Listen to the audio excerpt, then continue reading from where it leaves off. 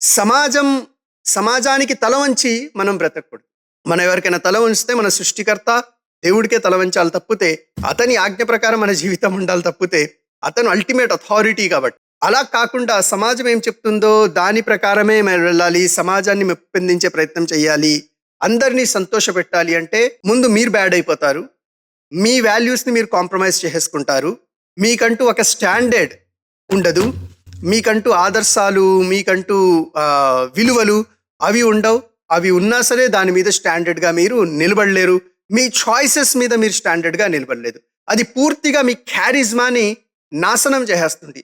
అంటే మీ అట్రాక్టివ్నెస్, ప్రతి వ్యక్తికి కూడా ఒక అట్రాక్షన్ ఉంటుంది. ఆ అట్రాక్షన్ ఏంటంటే ఎప్పుడైతే వ్యక్తి తనకు నచ్చే విధంగా తను బ్రతుకుతాడో, ఎవరిని పట్టించుకోకుండా, అప్పుడు జనాలు అతని వైపు చూస్తారు, అతని వైపు అట్రాక్ట్ అవుతారు. చాలా కాన్ఫిడెంట్గా ఉన్నాడు ఇతను,